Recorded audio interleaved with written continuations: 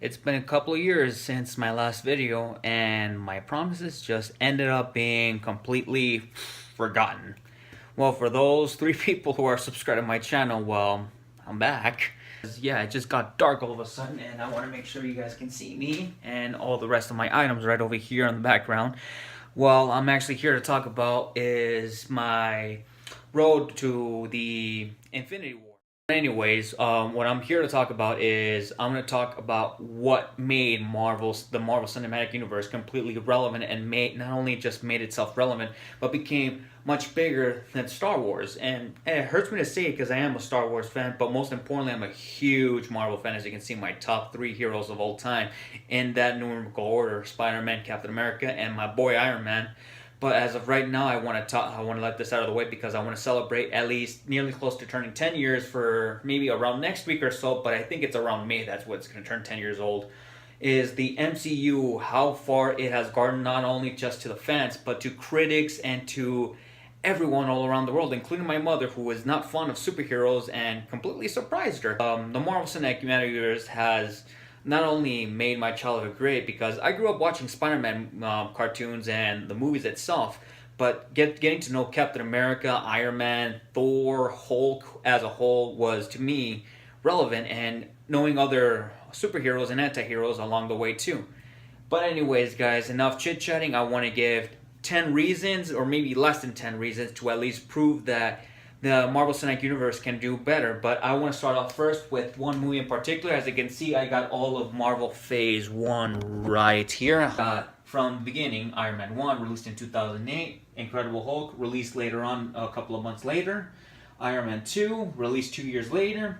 Thor, released in 2011. Captain America, released in 2011. And to end Phase 1, Marvel's The Avengers, the biggest crossover ever. Not only that, too, it just impressed fans like me, but also to the critics too. And I gotta say, I gotta give credit to the people behind this, because I heard that if the MCU was the Marvel movies was actually going bankrupt, and the only thing that can save it is just the Iron Man movie, and without a doubt, it managed to make a lot of money. And despite all that, I loved how the people behind all of this just gave all their hearts to the movie, and so that the Marvel Cinematic Universe can evolve and show that it has the best movies out there. And not only that, too, one of the most unique movies that I have seen by far, and definitely one of my favorites of all time, right there between. I'll start first with Iron Man 1, directed by Jon Favreau, stars Robert Downey Jr., Terrence Howard, Gwyneth Paltrow, and Jeff Bridges. And I think I just did that opposite right there. But anyways, let's talk about this movie and more about it. Let's start off of the story itself. The story is an origin story. Of course, you cannot expect that at all. I keep saying so many times. It's an origin story of Iron Man. We get to see how Tony Stark evolved himself to be the invincible Iron Man. Seeing how the movie plot-wise goes, Tony Stark gets captured by terrorists in order for them to get Tony Stark's weapons. But without a doubt, you know what happens after that. He breaks out. And that's when everything, including the movie's name itself, begins. But the movie plot, that's a plus. So reason number one for the what it's about, that gets a plus. Reason number two, Robert Downey Jr. as Tony Stark / Iron Man. I absolutely loved him, and I was actually happy that he shot everyone who doubted him. Say, he proved it, and he shuts everyone up. And I gotta say, Robert Downey Jr., you own the role. Right next to Charlie Chaplin, and I gotta say, man, amazing job. This is what made his career an all-time high, and most importantly, the highest paid actors of all time. But we'll get to that in a second. Supporting actors. And that will start off first with Terrence Howard, and I got much to say to him. His performance was absolutely great, being James Rhodes, or Rhodey, as you can call it, the soon-to-be War Machine in the future. In this one, he did a great job being Tony Stark's best friend, but then later on down the line, we get to see how they become not only just as friends, but as brothers. And seeing that happening was great, but what sucks is that Terrence Howard managed to leave. But I'm not going to subtract this at all, so Terrence Howard manages to leave due to money differences between the show. Let's not talk about personal issues. Let's just move on to the next thing. And I'll start off with the other supporting cast members, and I'll fuse them in together.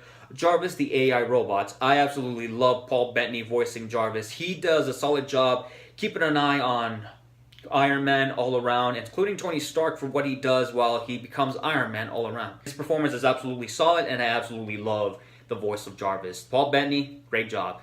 And for the next character, Gwyneth Paltrow as Pepper Potts, she does a great job becoming the love interest of Tony Stark, which does show in the movie. Her performance, and it's absolutely great. She does a fantastic job. 5, Obadiah Stane slash the Ironmonger, and then Raya, I think Raza, this is the name of the villain, also played about Raza, but let's talk about Obadiah Stane, played by Jeff Bridges, and he does a fantastic job. I didn't even expect him to be the villain in the movie out of nowhere. I thought it was going to be the terrorist group that kidnaps Iron Man, but of course, out of nowhere, it was him all along. I gotta say that Jeff Bridges gives a fantastic job becoming Obadiah Stane and becoming the Ironmonger, showing that not only that he has hatred towards Tony Stark of how he's accomplished in life, but at least getting the credit for what he does, but not Obadiah Stane himself. And I gotta say, Jeff Bridges does a solid job, and I love his work as Obadiah Stane. Anyways, and then the next reason, the action scenes. To me, they're fantastic. The scene, and I'll add this too, my favorite moments of the movie, the first Iron Man prototype suit escaping from the terrorist group that Iron Man escapes. And to me, that was absolutely cool. And what felt me the most was the part where Tony Stark and a friend of his, I can't remember his name, work each other as much as they can in order for them to escape their camp. But then what happens, and then consequences, is that Tony Stark loses his friend that helped build the Iron Man suit. And then with that, he acknowledges Tony Stark to at least appreciate people that cares him about the most. And that is Iron Man, when Tony Stark becomes the invincible Iron Man, showing everybody that not only does he care about himself, but he cares about everyone to the people he cares about the most.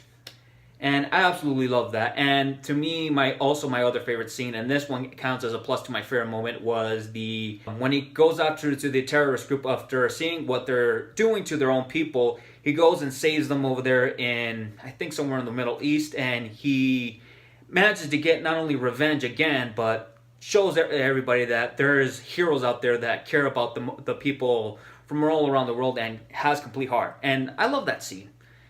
Especially the next thing here too. I absolutely love Stan Lee. The jokes by Robert Downey Jr. in this movie were absolutely terrific, especially the part where he tells Stan Lee, how nice to have, and it was actually not Hugh Hefner, it was Stan Lee himself. Some speculated that it was Hugh Hefner, but it was actually by accident. But it's not, it was Stan Lee the whole time.